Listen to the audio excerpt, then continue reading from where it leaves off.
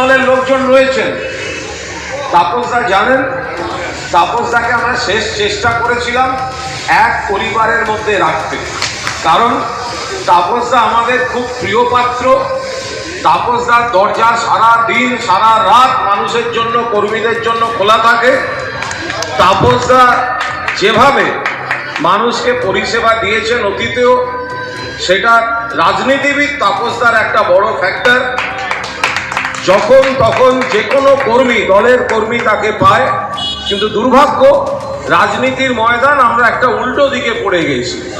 বলে আপনারা যদি বলেন প্রার্থী, ভোটের প্রার্থী, আমি এখানে কোনো দলের মন্তব্য করতে চাই না, আমাদের দলের প্রার্থীও এখানে ভোটে লড়ছেন। সর্বভারতীয় তৃণমূল কংগ্রেসের প্রার্থী সুদীপ বন্দ্যোপাধ্যায় লড়ছেন।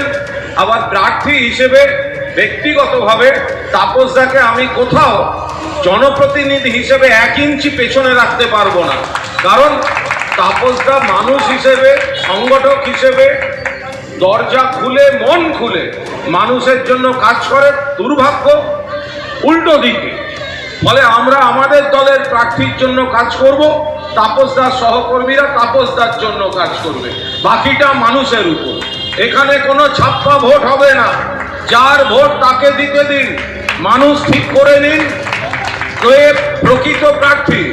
যদি কোথাও কোনো ছাপ্পা হয়, জেনে রেখে দেবেন তৃণমূল কংগ্রেস নেতৃত্বই বারণ করবে একটা ভোট যেন মানুষের ইচ্ছার বাইরে কোনো বুথে কোনো অবস্থায় না পড়ে, বাকি মানুষের উপর ছেড়ে দিন। বন্ধুরা বুঝতেই, দর্শক আপনারা দেখলেন আজকে এই কুণাল ঘোষ এই যে মন্তব্যটা করলেন, এই কলকাতা উত্তরের একটা অগ্নিবীণা শপথ বলে একটা ক্লাবের রক্তদান শিবিরে গিয়ে সাথে একই মঞ্চে তাপস রায়, কলকাতা উত্তরের বিজেপি প্রার্থী, একই মঞ্চে কলকাতা উত্তরের বিজেপির সভাপতি তমগ্ন ঘোষ, আর সেই মঞ্চে দাঁড়িয়ে কুণাল ঘোষ, যিনি কিনা চাচা ছোলায় বিরোধীদের আক্রমণ করেন, সেইখানে গিয়ে যেভাবে তাপস রায়ের গুণগান গাইলেন। তাপস রায় নাকি দক্ষ সংগঠক, তাপস রায় সবসময়, তাপস রায়ের জন্য, সাধারণ মানুষের জন্য তাপস রায়ের বাড়ি দরজা খোলা ছিল, তাপস রায়ের দরজা সবসময় খোলা থাকবে। তাপস রায়কে তৃণমূল থেকে যেন তাপস রায় বিজেপিতে না যায় সেই জন্য আটকানোর জন্য শত চেষ্টা তিনি করেছেন, দল থেকে তাকে চেষ্টা করা হয়েছিল।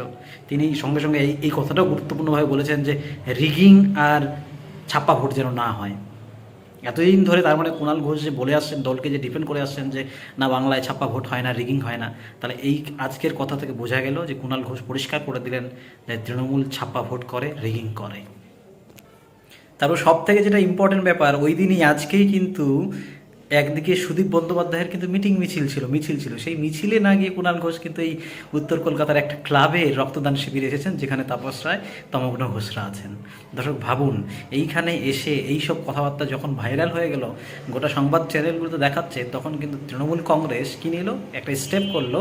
স্টেপ নেওয়ার পরে প্রেস রিলিজ করার পরে জানালো যে কুণাল ঘোষকে সাধারণ সম্পাদক, রাজ্য সাধারণ সম্পাদক, যে তাকে সেই পদ থেকে রিমুভ করা হলো।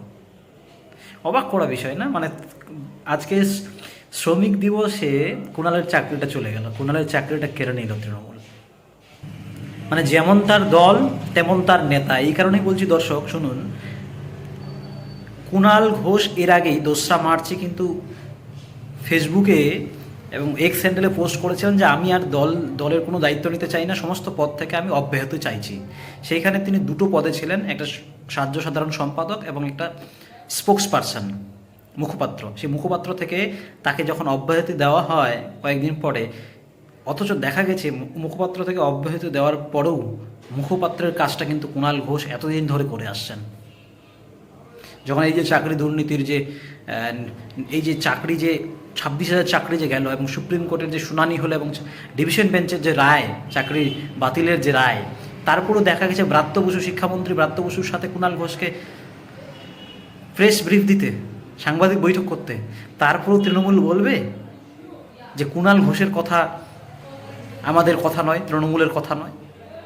তাহলে এর আগেই যেহেতু ওকে স্পোক্স পারসন থেকে রিলিফ দেওয়া হয়েছে, তারপরে কি করে স্পোক্স পারসনে কাজ করতে পারেন? আজকে সাধারণ সম্পাদক থেকে তাকে রিলিফ দেওয়া হয়নি, আবার বলছেন যে রিমুভ করা হয়েছে, মানে তাড়িয়ে দেওয়া হয়েছে। কুণাল ঘোষের তো অনেক চরিত্র। তিনি একসময় বলেছিলেন, যখন 3.5 বছর জেল খেটেছেন, সেই সময় সেই জেল খাটাটা কিসের? তাকে যখন এই রাজ্য সরকারের পুলিশ সেই সময় তাকে যখন জেলে ভরে দেয়, সেই প্রিজন ভ্যান চাপড়ে চাপড়ে এই কুণাল ঘোষই বলেছিলেন যে মমতাই হচ্ছে সব থেকে সারদার সবচেয়ে বেনিফিশিয়ারির নাম মমতা বন্দ্যোপাধ্যায়, এবং বলেছিলেন এই গোটা মন্ত্রিসভাকে সেই সময় সিবিআই ইন্টারোগেশন করা হোক দাবি জানিয়েছিলেন। সেই কুণাল ঘোষ যখন তৃণমূলে আবার ফেরত এসে তৃণমূলের জন্য কি বলবো লড়াই করতে পারেন, তৃণমূলের জন্য গলা ফাটাতে পারেন, তাহলে কিন্তু এই সন্দেহটা থাকবেই দর্শক যে কুণালকে যতই তাড়ানো হোক, কুণালকে যতই লাথি মারা হোক, আজকে তৃণমূল এই যে কুণাল ঘোষকে সরিয়ে দিল তো না, তাড়িয়েই দিল এক প্রকার।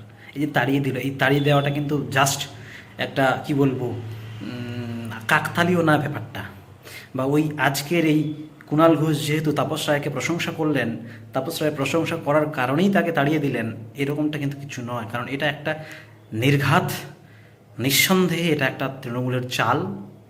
আমার যতদূর মনে হচ্ছে যে এটা তৃণমূলের চাল। আপনারা জানাবেন দর্শক, তৃণমূল চাইছে এই মুহূর্তে, তৃণমূল দলটা যেভাবে চাকরি দুর্নীতি হোক, এই 26,000 চাকরি বাতিলের দিক থেকে হোক, অথবা বিভিন্ন যে দুর্নীতিগুলো এবং সন্দেশখালি নিয়ে তৃণমূল দলটাকে চারদিক থেকে ঘিরে ধরেছে, তৃণমূলের আর পালানোর জায়গা নেই।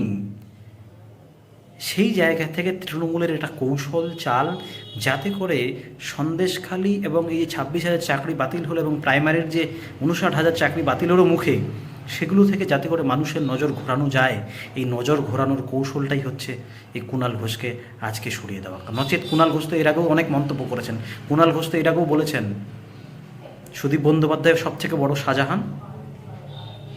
কুণাল ঘোষ তখন তো ব্যবস্থা নেওয়া হয়নি।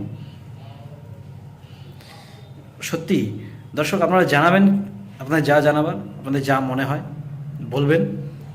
আমার এর পর্যন্ত যেটা মনে হচ্ছে, কুণাল ঘোষকে সরানো জাস্ট একটা মিডিয়া ফুটেজ খাওয়া, যাতে করে মিডিয়ার সমস্ত প্রকাশ এই ব্যাপারটাতে চলে যায় আর মানুষের নজর ঘুরে যায় আর ভোটটা ভালোই তৃণমূলের হয়ে যায়। কারণ তৃণমূল কিন্তু চারদিক থেকে ঘেরাও হয়ে গেছে, তৃণমূলের অবস্থা খুব শোচনীয়, তৃণমূল ডামাডোল হয়ে গেছে এই 26,000 চাকরি বাতিল হওয়ার পরে এবং সন্দেশখালির মতো ঘটনা ঘটার পরে। দর্শক কি বলবেন কমেন্ট বক্সে বলবেন, আর নজর রাখবেন সঙ্গে অরবিন্দ ইউটিউব চ্যানেলে।